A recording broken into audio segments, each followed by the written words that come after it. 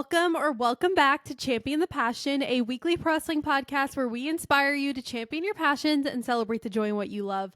I'm your host. My name is Victoria Daisy, and today we're going to be recapping everything that happened last night on the go-home show for the 2025 Elimination Chamber Friday Night Smackdown. But before we get into it, don't forget to leave a 5-star review if you enjoyed. Make sure to follow me at It's Victoria Daisy across all social platforms and follow Champion the Passion across all streaming platforms. But let's get right in, because the first thing that we saw when the show went on air was Cody Rhodes. Okay, and Cody Rhodes was getting escorted to his very own locker room, courtesy of the final boss. Now, this is the first of many luxury gifts that the final boss has gifted to Cody Rhodes.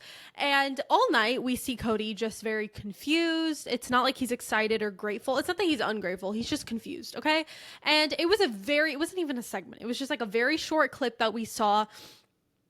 And that was pretty much that. And that was the start of the madness that came later. But let's start going into the opening segment of Trish Stratus. So Trish came out and she was super emotional in the beginning. Obviously, she's in her hometown, and the crowd was just making it worse. Not worse, but they were making her more emotional because they kept chanting, "Thank you, Trish." So she was talking about how this is the first time her kids will see her wrestle live, which is so special. I'm so happy for her. She also said that she's super happy to return to the WWE in her hometown and have the opportunity to team up with the current WWE Women's Champion, Tiffany Stratton. And obviously, you know how WWE works. Say her name and she appears, not Joe Hendry, Tiffany Stratton. So Tiffany came out and said that the reason they will beat Nia Jax and Candice LeRae tonight, they said tomorrow night, but tonight, is because they are so in sync and they're in Toronto. But Chelsea Green, the Women's United States champion, came out and interrupted. She said that she deserves more airtime than Tiffany because she's a Canadian. But what's funny about that is she was wearing, if you guys saw SmackDown, she was wearing a split gear. Half of it was the Canadian flag and the other half was the American flag, and I thought it was hysterical. So she said the minute that she left Canada, or as she called it, the dump, everything got better for her. For example, she won the Women's United States Championship. Then she said that the people in America are better. And, as an American, pop off. Tiffany Stratton responded and said that she's from America and that Chelsea does not represent her. And then this is where it really got funny. Chelsea responds and says that she doesn't represent Tiffany because she doesn't represent losers.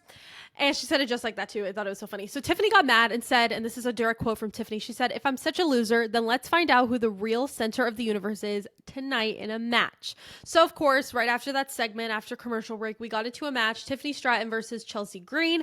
It was a pretty good match. I mean, for the time that it lasted, there were some pretty good spots and great action, I thought. But of course, Nia Jax and Candice LeRae interfered and ended the match. And then everyone starts going at it, okay? And then that was honestly pretty much the end of the segment. Or pretty much the end of the match. It wasn't that insane. But then we got another Cody Rhodes backstage segment. So Cody Rhodes is seen backstage in now his private locker room with an entire spread of food. And R-Truth is in there eating it with him, which I think is actually hysterical. But Truth was trying to convince Cody to sell his soul because of how luxurious this life is that The Rock could provide him. And that's why I believe Cody Rhodes is not going to sell out, because if they wanted to shock us, if they wanted to swerve us with Cody actually selling out, then they wouldn't have everyone and their mother trying to convince him. I mean, all night, it's going to happen a few more times in the show and we'll recap it, but they tried to convince him. Now, there was one king, hint, hint, look at my shirt if you're watching the video version, that somebody didn't convince him, but everybody else did. So that's why I feel like Cody is not going to sell out. There's just no possible way. I do think it's John Cena. If you want to see that theory, go to the last episode where I predicted the entire Elimination Chamber. But let's move on to the next match. So Nick Aldis announced that there was going to be some sort of mini tournament on SmackDown last night where basically whoever got to the end was going to be the number one contender for Shinsuke Nakamura's United States Championship, which we did find out at the end of the night, which was amazing. Okay. But the first match in that little tournament was Andrade versus Jacob Fatu. So it was a pretty good match. I mean, definitely had some good action, but nothing crazy. It wasn't super long. Excuse me. But in the end, Jacob Fatu did win. Now, let's go into some tag team madness. Okay, so what was scheduled was the Street Profits versus Los Garza. So this match didn't even happen. Okay, from what I just called it, tag team mania, we could call it. That decided to happen instead. Okay, so DIY decided to attack the Street Profits from behind during their entrance and beat the crap out of them. Okay, then shortly after Pretty Deadly came out, they got a huge reaction from the crowd, which I loved. I mean, I've been a huge Pretty Deadly fan since their time at NXT. I got to see them live like multiple times. Super big fan of them, and I feel like they're slowly but surely becoming, top contenders for the tag titles. They're becoming big dogs, if you will, and soon enough they'll be a threat to the locker room, which is awesome. They're not there yet, but I believe one day they will. Following that, my Kings, the Motor City Machine Guns, came out to continue adding fuel to the fire, which, and then Los Garza was out there as well. And, they had some awesome spots. Let me just say, Los Garzas did amazing. Absolutely loved them. So, I mean, this was all just insanity. It was so much fun. And I freaking loved watching it. It was just amazing. And I wouldn't consider this a match. It was more of a segment, which, I mean, it was just insane. And this is definitely an extremely close second to what my actual segment of the night is, which you'll find out at the end. It's coming up very soon. So next we have a Drew McIntyre and Cody Rhodes backstage segment. Obviously, we know it's going to be the same song and dance, but let's go through. So Drew McIntyre was talking to Cody about how he should heavily consider The Rock's offer. He said when they were young, they would have done anything to get to the top. This decision would change Cody's family's lives for generations to come.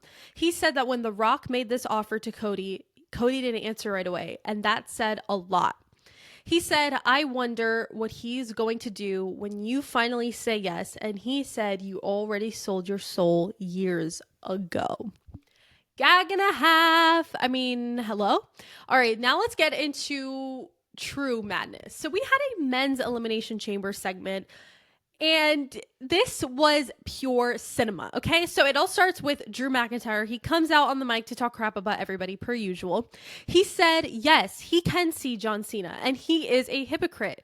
He said, this is a direct quote from Drew. He said, I wonder what 2014 John Cena would say to present John Cena for leaving the thing he loved most for Hollywood to be bigger, which obviously he's right about that. Drew said that he is the monster that people like Cena created at the Elimination Chamber. He couldn't speak for long because then Damian Priest came out. Damian said Drew is delusional and that R-Truth makes more sense than him, which he clocked him with that one because it's literally true. But you know what? We love Drew. It's okay. Then Drew responded and said that he's been screwed over and done dirty by WWE for years. Then Damian responded and said that Drew has not been screwed over because he's been champion. He's won Money in the Bank, but because of his weird obsession with CM Punk, he's been screwed over, and he did it to himself. He was able to win championships and win Money in the Banks, but because of his weird obsession with CM Punk, he messes it up. And speaking of messes it up, Seth Rollins comes out. Seth came out to say that if things went his way, then he would have been World Heavyweight Champion. He said he isn't here to talk about the past, but is here to talk about the future.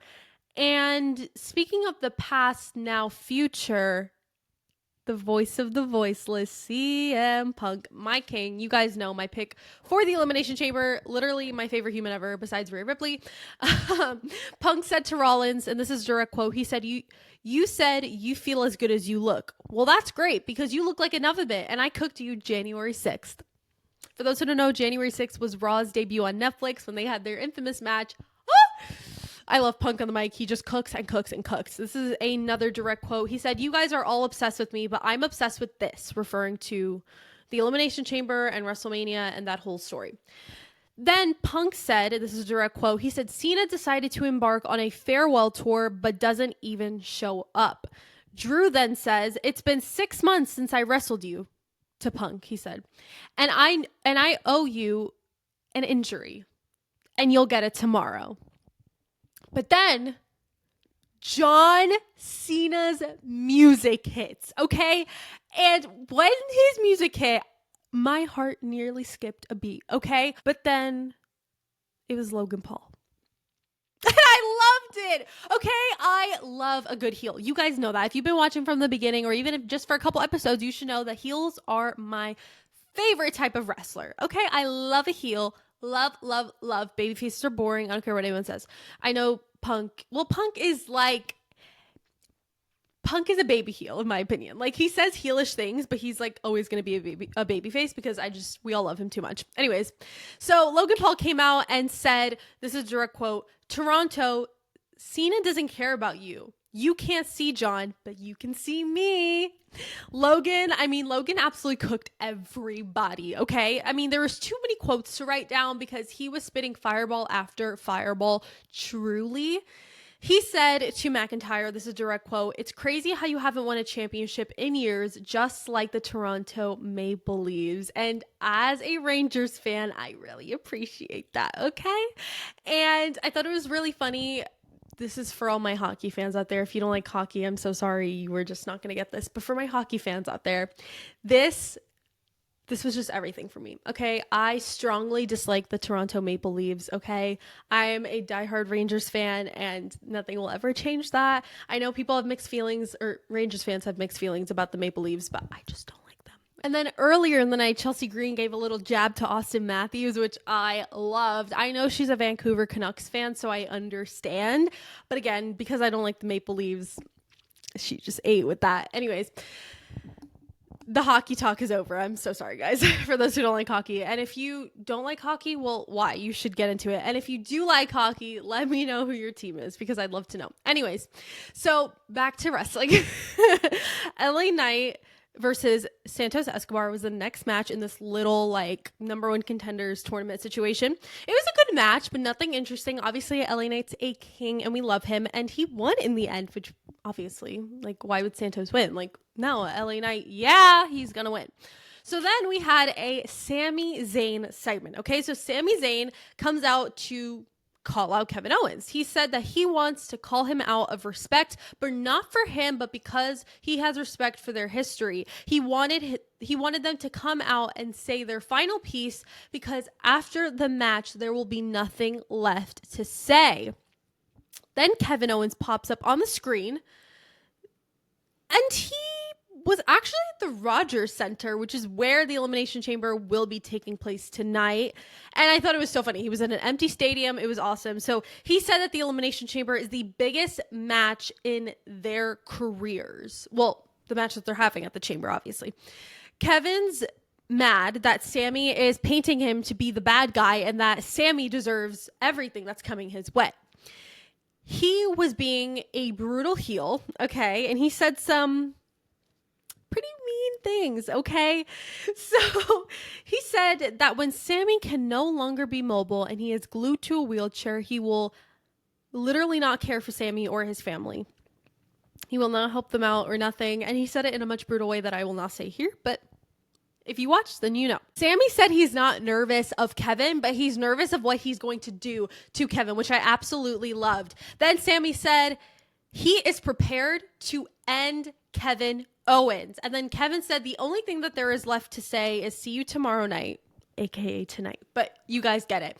And oh my God. I mean, this match is going to just be insane. If you want to hear like all my thoughts, theories, predictions, you guys can go head over to my previous episode. If you guys are listening on Spotify or Apple, previous episode. If it's YouTube, previous video, whatever. And I just spilled my guts on my thoughts on everything. But let's head now to a Miz and Cody Rhodes backstage segment. You guys could guess what's going to happen. Miz said that he lives in Hollywood and The Rock runs it. Miz said that the WWE universe sees Cody as champion, but both of them know that there is so much more, and the only way to get there is by taking The Rock's offer.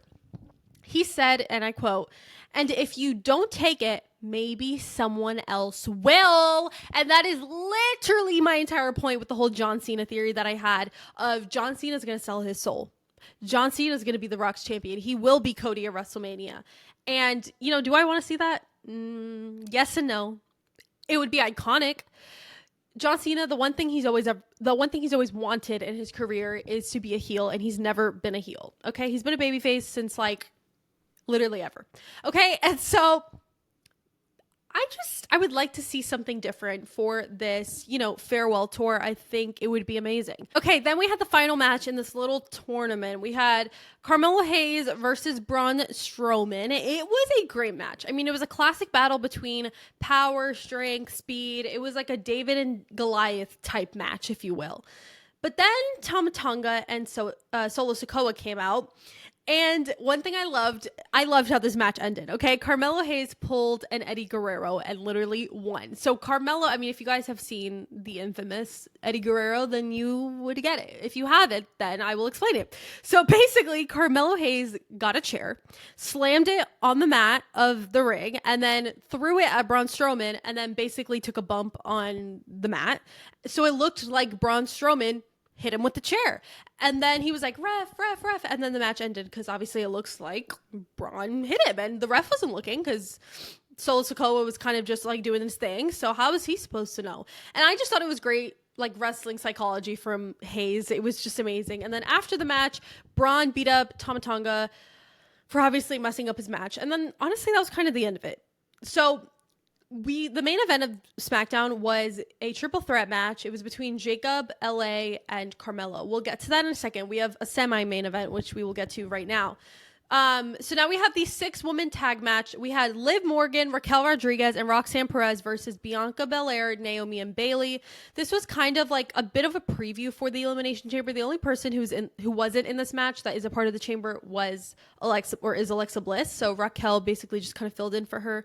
One thing I want to know is how Bianca came out in all black. She got black lipstick, gold chains. It's giving bad girl, okay? If she does turn heel tonight, then this all makes sense. This was a little tease, a little hint, because this is not her babyface look at all. It looks very similar to what we saw in NXT during her heel run, which, for those who don't know, is what made her so popular in the first place. She was a heel, I think 75% of her NXT run, and that's truly what made her the big deal she is today.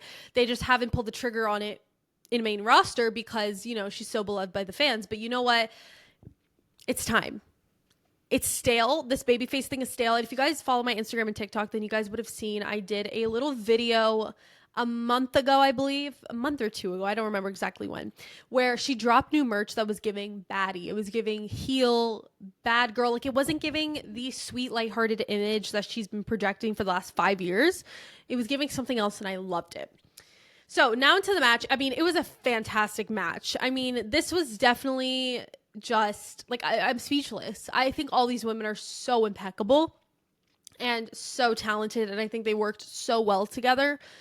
Also, I want to know that there were some amazing spots in this match that I just have to give props for. I mean, every woman had their own spots, but I mean, there was just some that were out of this world. But in the end, Roxanne Perez pinned Bayley, which therefore meant that her, Liv Morgan, and Raquel Rodriguez won this match. And then after the match, the 6th member of the Women's Elimination Chamber, who was not a part of this match, Alexa Bliss, came out to attack Roxanne from behind and gave her a Sister Abigail DDT, which is her new finisher. I mean, she looks so dominant, so strong, definitely a threat. And obviously if you guys saw my video, she's my pick to win the Women's Elimination Chamber match. So I really hope she can pull it out of the bag and surprise us all. But now let's go into the main event. We had the number 1 contenders match for the United States Championship. Sorry, it was a triple threat match. Jacob Fatu versus LA Knight versus Carmelo Hayes. Another fantastic match with so many great spots. I mean, not a single second was I bored. It was crazy move after crazy move. I mean, so many close calls that kept it very exciting to say the least. But in the end, LA Knight won and is now the number one contender for Shinsuke Nakamura's United States Championship, which is so well deserved. I think now when he does challenge again for the title, I think he will win it back. I'm just so excited and thrilled for him. And I hope at some point within the next 5 years, sooner rather than later, we can see him win a world title. If Jey Uso can win one, so can he. So now let's head backstage for a CM Punk and Cody Rhodes backstage segment. So Punk said, this is a direct quote, he said, "You're on top of the world. What else do you need? What would young Cody do?" He said, this is a direct quote, he said, "I know what young Punk would do, and he would have taken it. But now I'm grown and wise, and I'm glad that offer never came knocking on my door." Punk told Cody to take that offer and shove it where the sun don't shine on The Rock, which, iconic. Cody laughed, and what I find interesting is that everyone has been trying to convince Cody to accept The Rock's offer, except CM Punk, who was the last person he spoke to and who he claims to be his only real friend, which, you know, I love it. It's giving real friendship. And then just when you think it's over, it's not, because there's more. Now, this is truly like the last thing that happens on the show. This is what closes out. We have a little Cody Rhodes segment, and Michael Cole and Cody Rhodes were in the ring, and even freaking Michael Cole was trying to convince Cody to take that offer.